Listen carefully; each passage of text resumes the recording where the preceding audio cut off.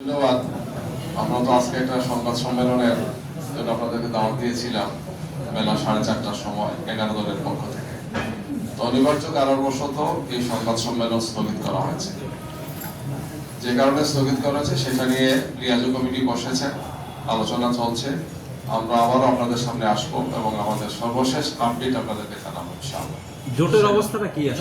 জোটের অবস্থাটা কি? শেষ পর্যন্ত জোট কন্টিনিউ হচ্ছে না ভেঙে যাচ্ছে? জোট আলহামদুলিল্লাহ আছে এবং আমরা যাদের কথা বললেন আমাদের সে সমস্ত ভাইরা ওনারা যে ব্রিফিং করেছেন তাদের মিটিং এর পরে বলেছেন যে আমরা জুটি আছি, জুট কথা আছে। এটা আমাদের কথা যে জুট নিয়ে কোনো সমস্যা হয় না। কিন্তু ইতিমধ্যে বিভিন্ন গণমাধ্যমে খবর এসেছে যেহেতু আমাদের প্রশ্ন শেষ, আপনারা সবাই ভালো থাকবেন। Thank you so much.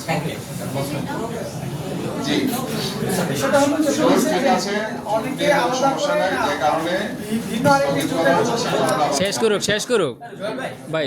একটা বিষয় হচ্ছে, মূল মেসেজটা হচ্ছে এখানে, মূল মেসেজটা হচ্ছে যে আপনাদের বোঝাপড়ার সমস্যা হচ্ছে।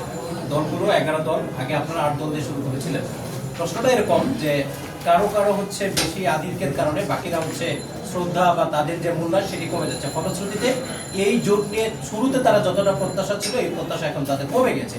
প্রশ্ন দাঁড়িয়েছে এমন জায়গায় যে জোট ভেঙে গিয়ে আরো যে 5টি দল আছে, আমি নাম না বলি, আগে যারা এই ওয়ান বক্স পলিসিতে যারা আলোচনাটা শুরু করেছে সেদিকে ওটা মন নিতে পারে। আসলে কোন জায়গাটায় প্রবলেম, যার ফলে 28 ডিসেম্বর থেকে আজকে 14 জানুয়ারি এখনো পর্যন্ত আপনারা সংসদে পৌঁছতে পারেন? এখনো তো সময় শেষ হয় নাই। নির্বাচনী প্রক্রিয়া আমরা আছি, আপনারা জানেন যে এখন যে সমস্ত আসনগুলো রিটার্নিং অফিসার প্রার্থিতা বাতিল বা স্থগিত করেছিলেন সেগুলো এখন আপিল শুনানি চলছে। কিছু কিছু আছে নির্বাচন কমিশনে আপিল শুনানি হচ্ছে, আর 2-1টা মামলা এখন হাইকোর্টে গিয়েছে, 3rd স্টেপে। এরপরে আরেকটা স্টেপ আছে, 4th স্টেপ। সুতরাং নির্বাচনী প্রক্রিয়ার এখনো অনেকগুলো ধাপ বাকি আছে। 20 তারিখ হচ্ছে প্রার্থিতা প্রত্যাহারের সর্বশেষ দিন, আর 21 তারিখ হচ্ছে স্ব প্রার্থীকে প্রতীক করাতে। 22 তারিখ থেকে আমাদের নির্বাচনী কার্যক্রম আরপি অনুযায়ী আমরা আরম্ভ করবো ইনশাআল্লাহ।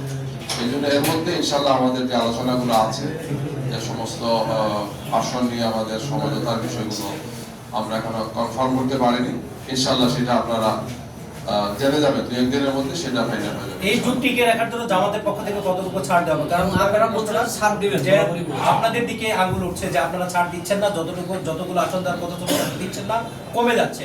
জামাত আসলে কতটুকু উদারতার পরিচয় দিচ্ছে? আমরা দীর্ঘ সময় থেকে এই আলোচনা, এই প্রক্রিয়া আমরা আছি এবং সেটি এক সময় 5 দল ছিল, তারপর 8 দল হয়েছে, এখন 11 দল হয়েছে। আমরা এই দলগুলো মিলে দীর্ঘ প্রায় 3 মাসের মতো বিভিন্ন কর্মসূচি দিয়ে ময়দানে আমরা ছিলাম। আমাদের 5 দফা দাবি ছিল, সেই সমস্ত দাবি নিয়ে আমরা কাজ করেছি।